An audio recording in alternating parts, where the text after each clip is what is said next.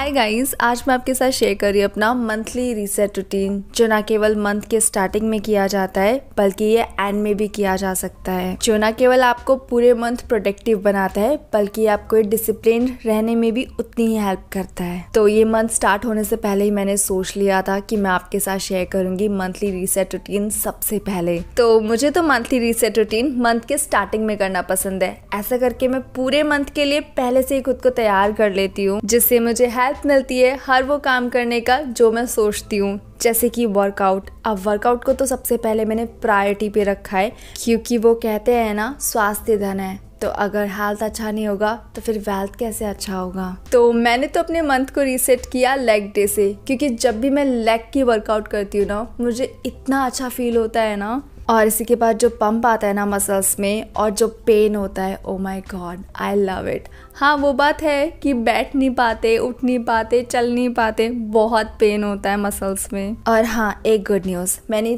3 kg fat reduce करा है और 2.5 kg मसल मास गेन किया है। तो बस ये जो छोटे छोटे अचीवमेंट्स मिलते हैं ना, बस इन्हें देखने के बाद सारे पेन वर्दी लगते हैं। अब जिम से निकलने के बाद डायरेक्टली मैं आ गई हूँ यहाँ पे अपनी डाइट को रीस्टॉक करने के लिए। तो ये मंथ की स्टार्टिंग में ही मैं ऐसा करती हूँ। यहाँ से मैं वो चीज़ें लेती हूँ जो मुझे प्री और पोस्ट वर्कआउट मील में चाहिए होती है एवरी डे। तो मंथ की स्टार्टिंग में मैं सारी चीज़ें परचेज कर लेती हूँ, जैसे कि हाई प्रोटीन ओट्स। अभी जो मैं रेगुलर ओट्स खा रही थी उनमें प्रोटीन नहीं था, तो रिसेंटली मैंने स्विच किया है कुछ ऐसी चीज़ों से जिनसे मसल मास गेन होने में हेल्प मिलती है। ये भी मैंने लिया हाई प्रोटीन मसली, तो मैंने रेगुलर मसली को भी स्विच कर दिया है। वैसे तो मेरी मसल मास की पूरी डाइट चेंज हो चुकी है। मैंने मसल मास के लिए एक सप्लीमेंट भी लिया है, तो मेरा टोटल बिल बनकर आया 3500 रुपीज़ का आफ्टर डिस्काउंट। वैसे तो स्टोर पे कोई खास डिस्काउंट होता नहीं है, अब जो था उन्होंने मुझे दे दिया डिस्काउंट। और मैं ये भी जानती हूँ कि अब आपके माइंड में काफ़ी सारे क्वेश्चंस भी आ रहे होंगे सप्लीमेंट देख के, कौन सा है, क्यों खा रहे हो, क्या कर रहे हो आप मसल मास के लिए। सब कुछ जानना चाहते हो तो फिर मुझे कमेंट सेक्शन में बताओ, फिर मैं आपके लिए एक डिटेल वीडियो लेकर आऊँगी। मुझे हर चीज़ स्टॉक में ख़रीदना बेहद पसंद है, तो मैंने नेचुरल हर्बल पैक्स भी मंगाए हुए हैं, जो मेरे पास इतने सारे हुआ करते थे। अब तो लगा के वैसे मैंने कम कर दिया है। पर मंथ की एंड में होता ऐसा है ना कि स्किन और हेयर के जितने भी पैक्स होते हैं वो मिक्स हो जाते हैं, तो इसलिए फिर मैं इनको ऑर्गेनाइज़ करके रखती हूँ, जिससे कि मैं इनको टाइमली अच्छे से यूज़ कर पाऊँ।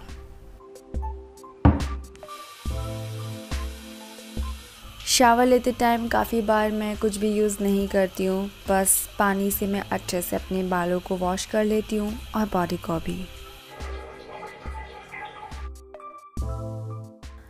अब मैं रेडी हो रही हूँ ग्रॉसरी को रीस्टॉक करने के लिए, जिसके लिए मुझे बाहर जाना है। तो सबसे पहले तो अपनी स्किन को प्रोटेक्ट करना है हार्मफुल UVA रेज से। उसके लिए यूज़ करूँगी मैं सनस्क्रीन। ये है tag इलादी and Neem mattifying sunscreen with SPF 50। ये कंप्लीट सन प्रोटेक्शन देता है विदाउट हार्श केमिकल। ये mattifying SPF 50 oil free sunscreen है। ये मुझे इसलिए भी पसंद है क्योंकि 0 वाइट कास्ट देता है विदाउट मेकिंग स्किन ग्रीसी और क्लॉकिंग पोर्स। और इसे हम एज अ प्राइमर भी यूज़ कर सकते हैं। इसमें है इलादी एंड नीम की गुडनेस, जो कि मैनी स्किन कंसर्न्स में हेल्प करता है, जैसे sunburn, skin damage, pigmentation, early ageing. और इसको लगाने के बाद तो स्किन और भी बहुत सॉफ्ट फील कर रही है। इसमें है PA+++, जो कि harmful UV and UVB rays से प्रोटेक्शन देता है। तो ये सुटेबल है acne prone skin, oily skin and sensitive skin के लिए। और ये वाटर रेजिस्टेंस के साथ नॉन कमेडोजेनिक है, जो कि 100% नेचुरल जिंक ऑक्साइड से बना है, जो कि ब्लॉक करता है अल्ट्रावायलेट रेज को। तो अगर आप भी ट्राई करना चाहो, इसका लिंक मैं आपको डिस्क्रिप्शन बॉक्स में दे दूंगी, जहाँ से आप परचेज कर सकते हो। और हर 2 से 3 घंटे में रीअप्लाई के लिए कैरी भी कर रही हूँ, साथ में कुछ एसेंशियल चीज़ें भी। तो ये है मेरा आज का लुक, जो कि कैजुअल येट कंफर्टेबल है। तो मैं कुछ इस तरह से रेडी होती हूँ बाहर जाने के लिए। ग्रॉसरी रीस्टॉक करने के लिए मंथ में एक बार मेरा रिलायंस स्टोर या फिर डीमार्ट में आना ज़रूर होता है। डीमार्ट थोड़ा दूर है, तो इसलिए फिर मैं रिलायंस स्टोर आ जाती हूँ। वैसे यहाँ पे भी काफ़ी अच्छा डिस्काउंट मिल जाता है, जो ऑनलाइन नहीं मिलता है। और जब से मैं अकेली रह रही हूँ ना लास्ट दिसंबर से, तो मुझे सिर्फ 3 बार ग्रॉसरी रीस्टॉक करना पड़ा है, वरना तो मेरा चल जाता है। मतलब अभी अक्टूबर में मैं रीस्टॉक कर रही हूँ ना सारी चीज़ें, तो ये इजीली मेरी जनवरी तक चल जाएगी। बस मुझे डेयरी प्रोडक्ट्स लेना पड़ता है जैसे चीज़, बटर, घी, क्योंकि मेरा आधे से ज़्यादा खाना तो घर से भी आ जाता है, मम्मी भेज देती हैं, शायद इसलिए कम यूज़ होता है। इसलिए साल की ये 3rd ग्रॉसरी मैंने ख़रीदी है। अब पूरा साल ख़त्म ही होने जा रहा है, मुझे लगता है अगले साल ही खरीदूंगी मैं। और यहाँ सुंदर सुंदर क्रॉकरी भी थी, पर मैंने नहीं ली, काफ़ी सारी हो रही है मेरे पास। बस मैंने बिल कराया जो कि 6000 रुपीज़ का बना।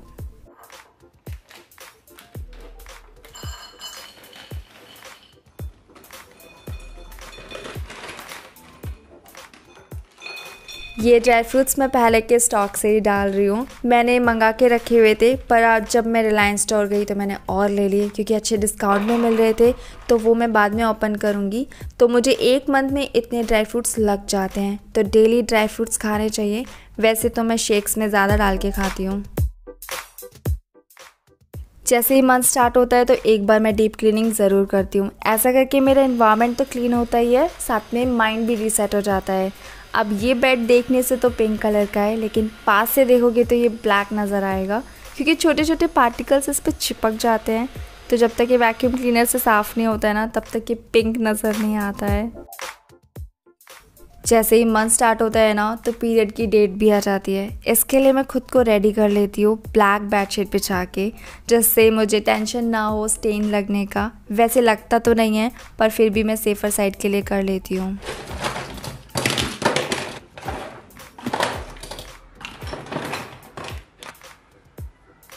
ये है मेरा ड्रेसिंग टेबल, जिसे मुझे ऑर्गेनाइज करना पड़ता है टाइम टू टाइम। इसके लोअर सेक्शन में मैं रखती हूँ सारे अपने इक्विपमेंट्स।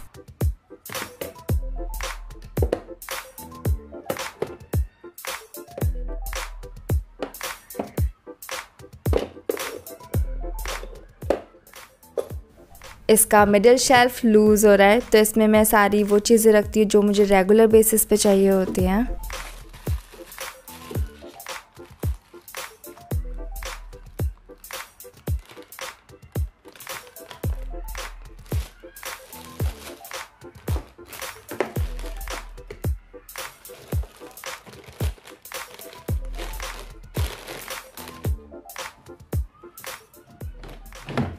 वैसे तो इसके टॉप शेल्फ में कुछ भी रख देती हूँ, पर आज मैं रख रही हूँ ये कुछ हेयर कैप्स और जो मुझे नहीं चाहिए रेगुलर वो।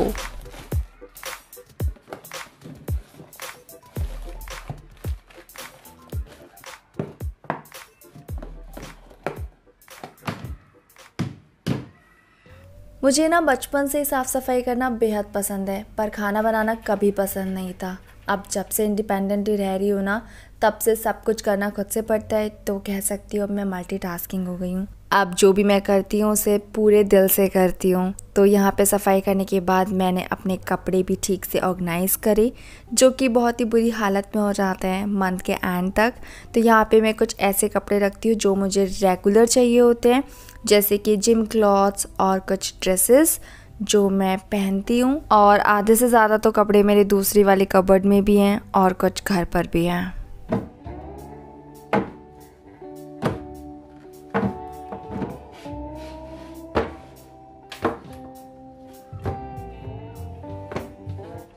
पूरा 1 घंटा लगा मुझे इस वार्डरोब को ऑर्गेनाइज़ करने में, और इसी के बाद अब मैं करूँगी किचन की डीप क्लीनिंग।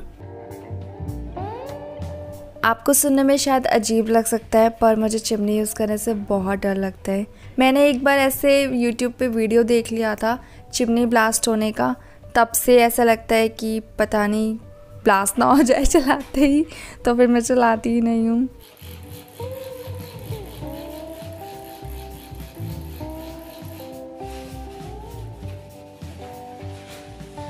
मैं जब भी किचन की डीप क्लीनिंग करती हूँ ना, उसके बाद बिल्कुल मन नहीं करता है कुछ भी बना के खाने का।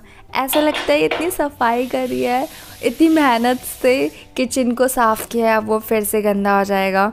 तो फिर अक्सर मैं क्या करती हूँ, मैं बाहर से ऑर्डर कर लेती हूँ और किचन को बस ऐसे निकलते हुए ना देखती रहती हूँ, हाँ कितनी साफ़ हो रही है।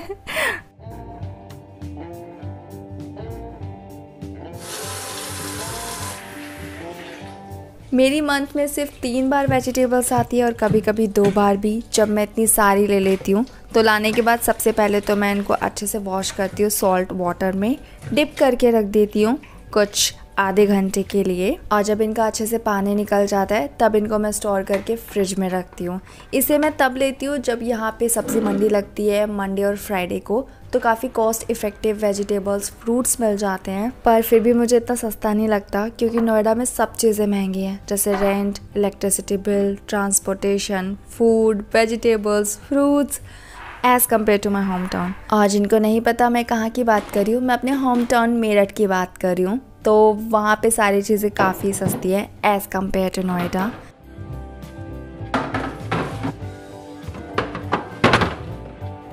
अब मैं प्राउडली कह सकती हूँ कि हाँ, मैं एक ऑर्गेनाइज पर्सन बन चुकी हूँ।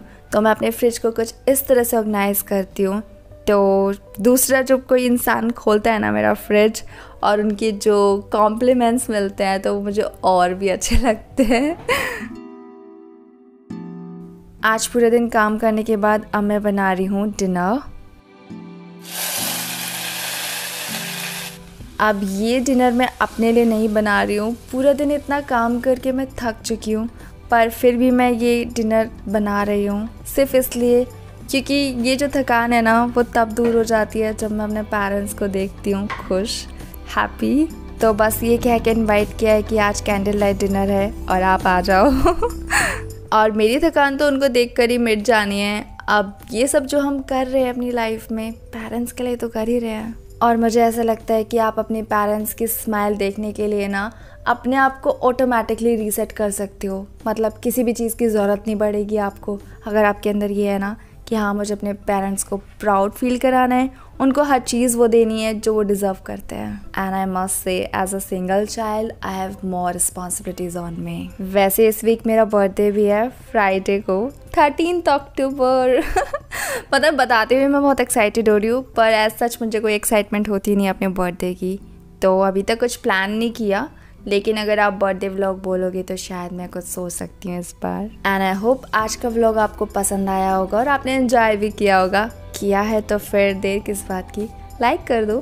चैनल पे नए हो तो please subscribe my channel. And thank you so much for watching this video. I will see you in my next one. Bye guys, I love you.